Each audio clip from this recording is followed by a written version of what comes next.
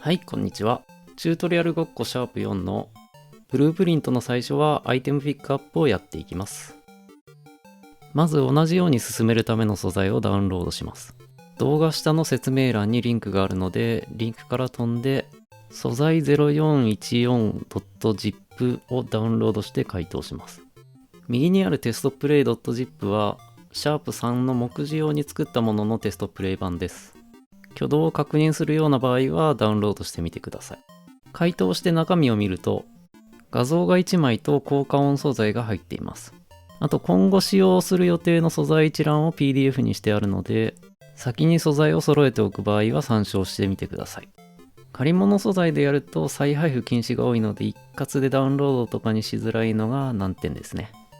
今回フォントもダウンロードしたいので、PDF から飛ぶか動画の説明欄のリンクから PixelM プラスフォントをダウンロードします。ダウンロードできたら解凍しておきます。そこまで用意したら、シャープ 2.5 で整理した UE4 のデータを開きます。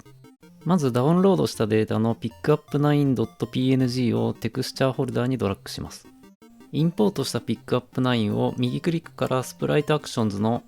Apply Paper 2D Texture Settings をクリックします。これだけでもドットの滲みはなくなるので設定完了でもいいですが、シャープ1、シャープ2で確認していた項目はチェックしておきたいです。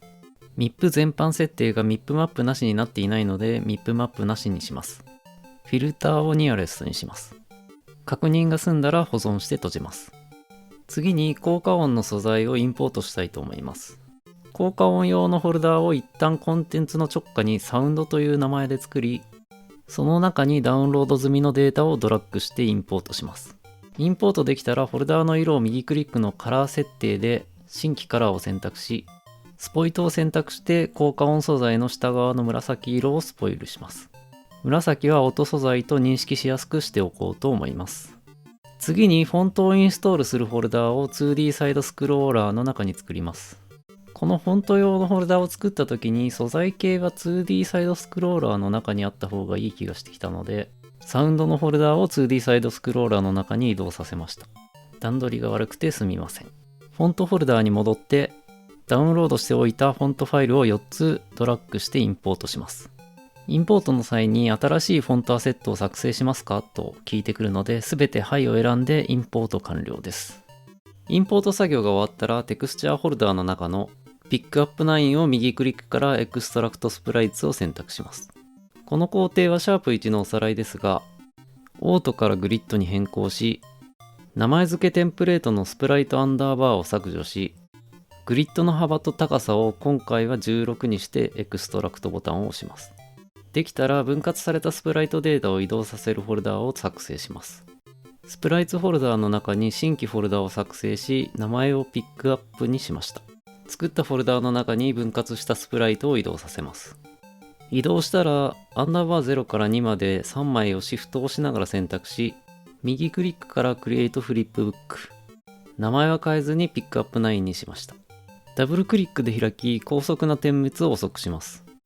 右上のフレームパーセコンドの値を3にして保存して閉じます。設定したフリップブックは1階層上のスプライツフォルダに移動させます。次にブループリンツフォルダの中にフォルダを1つ作りたいと思います。ゲーム上に置くものはこのフォルダの中に作っていきます。フォルダ名はオブジェクトとしました。できたらデスゾーンをオブジェクトフォルダの中に移動させます。ここからようやくブループリントの項目です。オブジェクトフォルダの中で右クリックからブループリントを選び、今回は一番上のアクターをクリックします。名前を BP アンダーバーピックアップ9としています。大文字とか小文字に関しては今回はあまり気にしなくていいです。できたブループリントをダブルクリックで開きます。開くと白い玉があると思うので、なければビューポートタブを選択します。アンリアルエンジンを触り始めた時、この白い玉の消し方がわからず邪魔だなぁと思ってたんですが、もし邪魔な時はコンポーネントを追加からシーンを選択し、シーンをデフォルトシーンルートにドラッグして被せると白い玉が消えるので、邪魔だなと思っている人がいたらこういう方法で消せます。邪魔じゃなければそのままでいいです。次にコンポーネントを追加から検索窓にフリップと打つと出てくるペーパーフリップブックをクリック。ペーパーフリップブックを選択した状態で、右の詳細欄のソースフリップブックがなしとなっているタブをクリックし、ピックアップ9を選択します。他のタイル素材とサイズ感を揃えるために拡大縮小の値を5倍にします。次にフリップブックの1階層上のシーンを選択した状態で、コンポーネントを追加からスフィアコリジョンをクリック。スフィアの詳細欄からスフィアラディウスを50に変更します。一旦フリップブックを選択し直し、コリジョン設定をブロックオールダイナミックからノーコリジョンに変更しておきます。フリップブックの場合はここがブロックでもブロックされないと思いますが、念のため設定しておきます。本来というかちゃんと作る場合、おそらくピックアップアイテムやプレイヤーキャラクターなどは固有のコリジョンプリセットやオブジェクトタイプを用意するべきかなと思うのですが、最初はそこはいじらない方が頭がこんがらがらないかなと思います。次の機会があったらこの辺設定する方法はやりたいと思います。少し脱線しましたが BP ピックアップ9に戻って今度はイベントグラフのタブを開き、イベントアクタービギンオーバーラップ以外は使わないので他は削除します。イベントアクタービギンオーバーラップの右下の小さい青丸をクリックし、右にドラッグして出てくる検索窓に 2D と打つと下から3番目にある Cast to 2D サイドスクローラーキャラクターをクリックします。この状態がプレイヤーが BP ピックアップ9にオーバーラップしたら何かが起こる状態で、その何かを右側に指定していきます。Cast 2D キャラクターの一番上の三角をクリックして右にドラッグして出てくる検索窓にデストロイと打ってあんまり絞りきれてないですが下の方にあるデストロイアクターをクリック。この状態は BP ピックアップ9にプレイヤーが触れたら BP ピックアップ9は消滅するという状態です。この状態で実際消えるかゲーム内において確認してみます。白玉アイコンの BP ピックアップ9をゲーム内にドラッグ。背景に空画像がある影響で Y 軸に変な数字が入ってしまうので Y 軸の値を0にします。いい加減オブジェクトを置くたびに Y 軸の値を変更するのが面倒なので、右上のアウトライナーの中の上の方のバックグラウンドスプライトの左側にある目を閉じます。目閉じしておくと Y 軸に変な数字が入らなくなりました。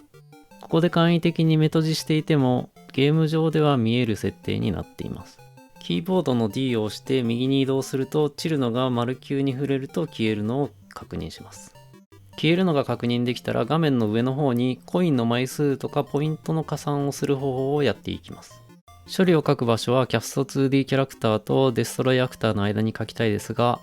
画面上に文字や数字を置く方法とデータを格納する場所を用意したいと思います。データ格納場所をブループリントフォルダーの中に、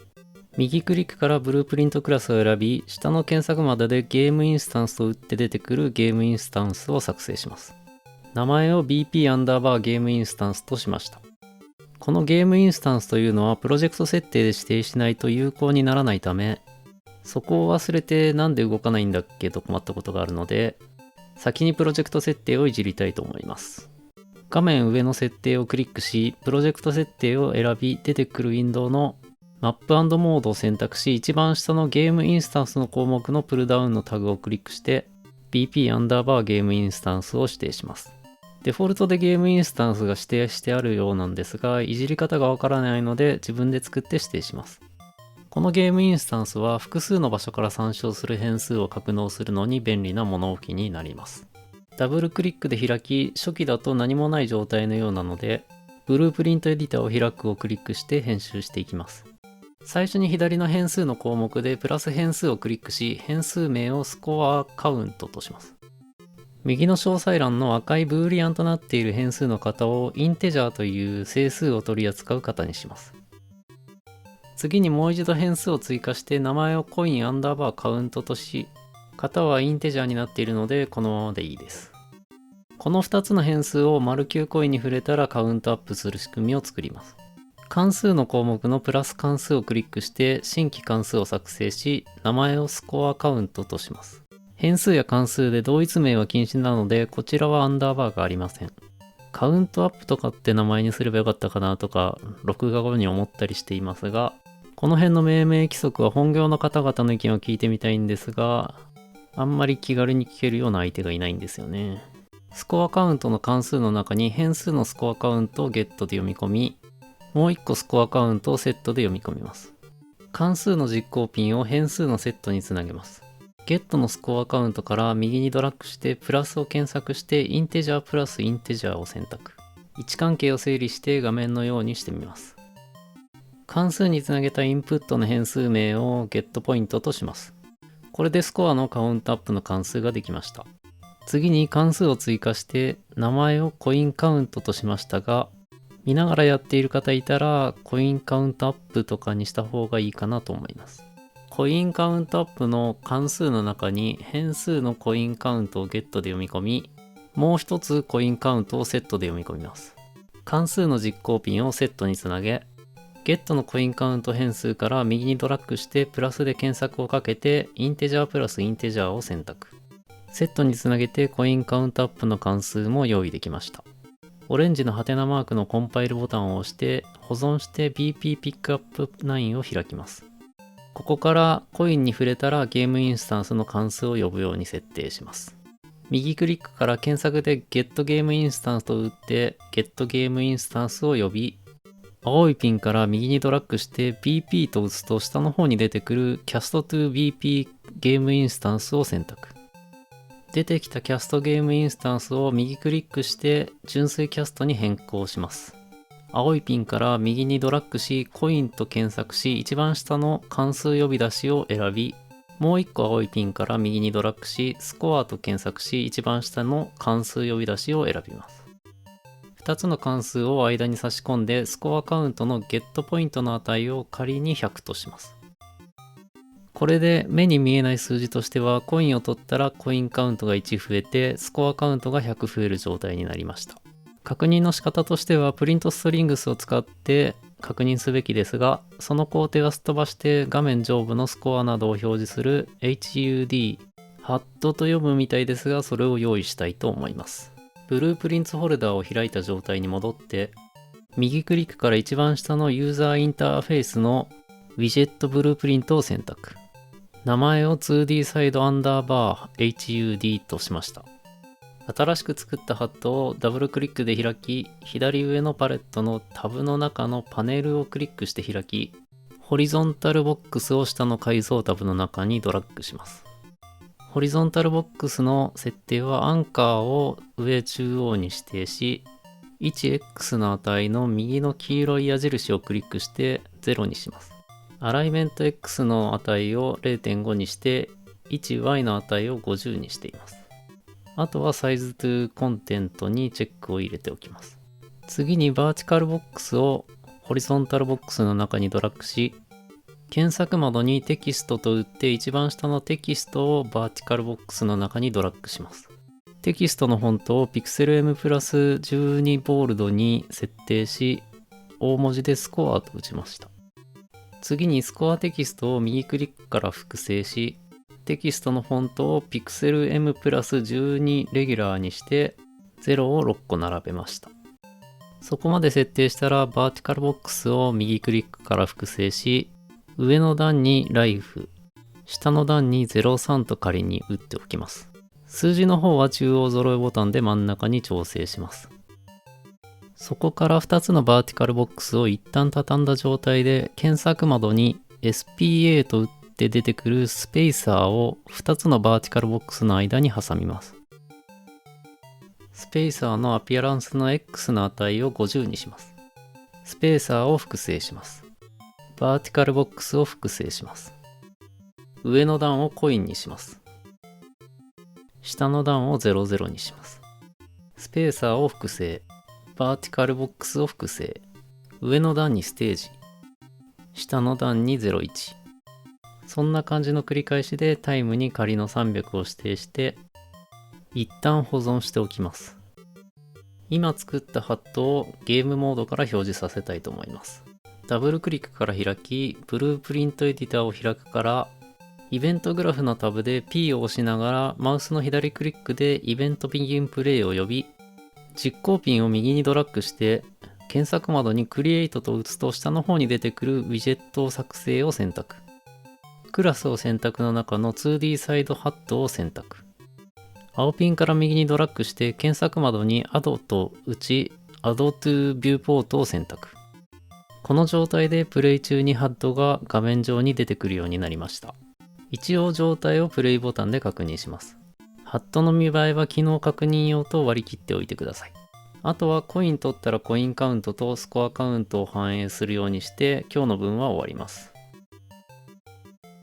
ハッドを開き、コイン00となっている00の部分をクリックし、テキスト右のバインドをクリックすると出てくるバインディングを作成をクリック。ゲットテキストとなっている部分をクリックし、コインバインドとしました。右クリックからゲームインスタンスと検索し、ゲットゲームインスタンスを呼びます。ウィジェットの方は自分はよくわかってないので、ゲームの方を選びます。青ピンから BP と検索し、キャストを選び、純粋キャストに変更。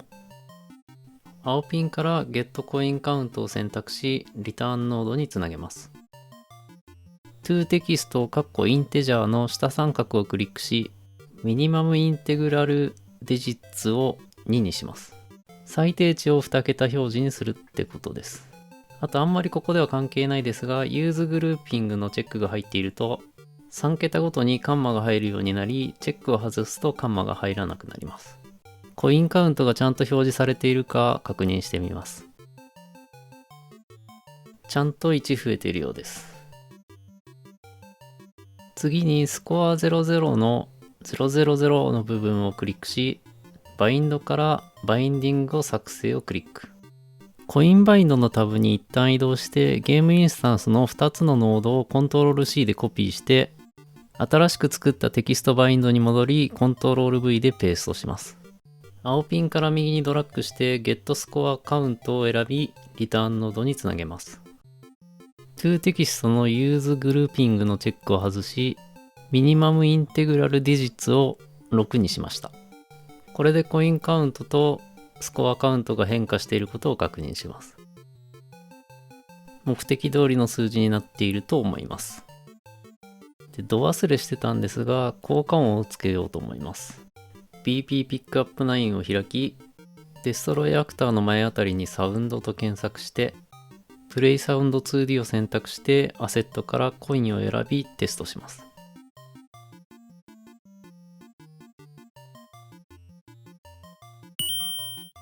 とりあえず問題はなさそうで安心しました。あと、アンリアルエンジン上でオルトキーを押しながらオブジェクトをドラッグすると、オブジェクトを複製できるのでたくさん置いてみましょう。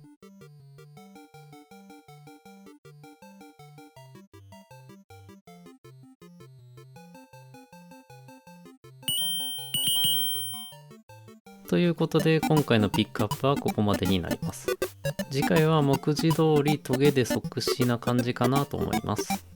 実は5分くらいの動画になると思ってたんですが、なんか長くなっちゃいましたね。わかりやすくするのって難しいっすね。